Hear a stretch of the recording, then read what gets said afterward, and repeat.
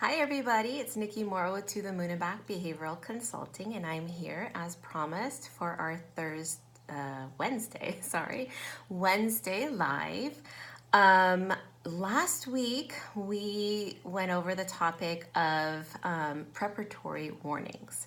So those are great for helping your little one with transitions. Anytime that they're transitioning from one activity to another, one location to another, it's always very helpful to utilize those preparatory warnings. So if your little one struggles with those type of things, which most little ones do, then go back and watch that video if you haven't already. Let me know what you think. Always up for hearing feedback from you guys. So today we are talking about, still in the line of how to prevent tantrums. This is a series that we're currently in, and two warnings, then consequence. That is a two warning, then consequence method. And why this is so important is that so many times, well-meaning parents that I work with, they're like, my kid just does not listen to me. They don't care what I say. I have to follow them around and be this nag that I always swore I would never be. And I hate it. It's so stressful, right? So it's stressful to have to constantly feel like you're managing and on top of these little ones, and especially when they're not listening, right? It makes us want to pull our hairs out. Adds to our wrinkles, it adds to our lovely gray hairs. Not talking personally, of course, no. But anyways, I think you guys all know what I'm talking about. So the biggest parent trap that I see whenever I observe these parents that are really struggling is that they are falling into the trap of ambiguity, right? It's two kids deal best with predictability and consistency. And if you are not predictable and consistent with your follow through and your consequences and how many warnings you're giving your child, then they really don't know. They don't know if you're serious the first time you say it or if you're serious the 20th time you say it, right? You know, they're gonna test the boundary. They're gonna see how far they can take it, and that's just innately in a little one. They're gonna do that. So to be their calm and confident leader, you want to be able to get ahead of that and have a plan. My nose is itching. A plan for that, right? So that way it's predictable for them. They'll be able to know when you really mean business, that you're gonna follow through, and that they can push against those boundaries, but guess what? You're gonna keep them and you're gonna maintain them, and they'll be able to count on that. And we've spoken before of how kids don't want all this freedom. They don't want to not have any boundaries because it makes them feel scared. It makes them feel insecure because they're so new to this world. They need that structure. They need those boundaries to push up against. They need to know that they have a leader and that they're not in charge of everything. That is scary for a little kid. They may seem like that's what they want, and intuitively we might think that that's what they want, but it isn't. It isn't what they want at all. And they really do thrive in more structure and more consistency and predictability. So let me see. As far as the actual formula, right? The formula for the two warnings and consequence, it's kind of in the title or in the name of it, is you would give two warnings. Hello. Two warnings, and then you would follow through with a stated consequence. Now, I've done videos in the past, and I'll probably review in sometime in the future of what makes a fair and effective consequence. So just to give you a brief overview, it needs to be related to the offense, and it needs to be age appropriate, and it needs to be appropriate in time, right? So that is what an appropriate, fair, teachable consequence is. Now, when you just arbitrarily pick a consequence that's not related at all to what they did, it tends to have more of a punitive effect. It lands more like you're just trying to punish them rather than this is a boundary that you're setting and this is the consequence that we're following through with. And it'll be more educational if you approach it that way rather than just an arbitrary consequence. So as far as planning, let me see. Yeah, so we want to have this information, this formula in the back of our mind so that way what we do is we activate that lovely prefrontal cortex, reason and thought and planning. And we are less likely to act with our animalistic fight or flight reactionary part of our brain. So really that thunder. Anyways, so that makes it so that we're less reactive and we are more approaching things as their calm and confident leader, which is what we always want to do, right? Nobody trusts a leader that looks all frazzled and doesn't know what they're doing and is just reacting to everything, right? That's not the best leader that instills confidence and security in the people that are following them. So the formula that we're working with, so one warning. So the first warning will look like, for example, Johnny, I need you to stop running with the stick. It's not safe, okay? Then the second warning would be the warning, plus you're letting them know what the consequence will be if they continue doing that behavior. So Johnny, I need you to stop running with the stick. The next time you run with the stick, I will have to take it away. Okay, so you very clearly stated what's not okay, what the consequence will be if it happens again. Okay, then the next time he runs with the stick, you go over to him and you say, I am so sorry that you chose to run with the stick again. Now I need to take the stick. You can try again in 5 minutes. Right? So you can, with little ones, and if it's not something that's super dangerous, super, whatever, I end up giving them a little bit more of a grace period. I let them have one more chance to see if they learned from their mistake, right? But I very clearly let them know that this is the last chance that they're gonna get.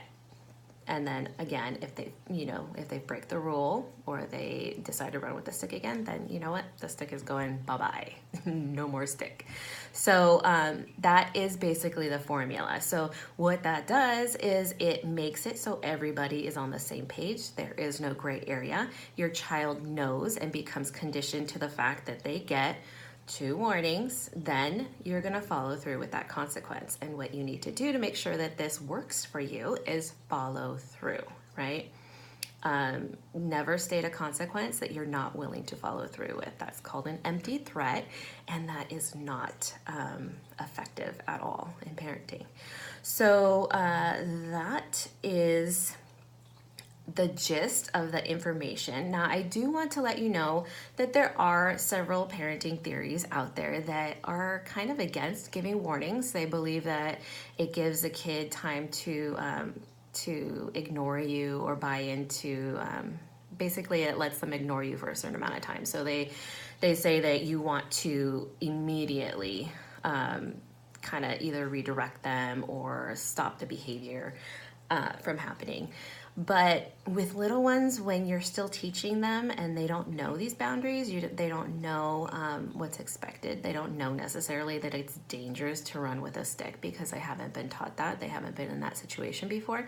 You can give them, I believe, some warnings, some time to learn that information rather than just going in and being like, that's not okay, and then redirecting them. So for little ones, like I said, if it's something that they've never been exposed to, they've never had been in that situation before, you want to give them that grace period. You want to give them some warnings and allow them to correct their behavior. Even just remembering that little ones, they just naturally and physiologically don't have the capacity for impulse control like we do, right? Very little impulse control. That means it's even harder for them, like you say, stop doing that. And it takes a while for that to process of like, oh, okay, I really need to stop that. So that is what those theories say. But I do agree with the theories on not giving warnings in certain events, certain situations. So situations when your kid is like 4 or 5 or older, and or you have done the coaching, they know that this particular behavior is unacceptable, and and or it's something that is dangerous, like severely dangerous.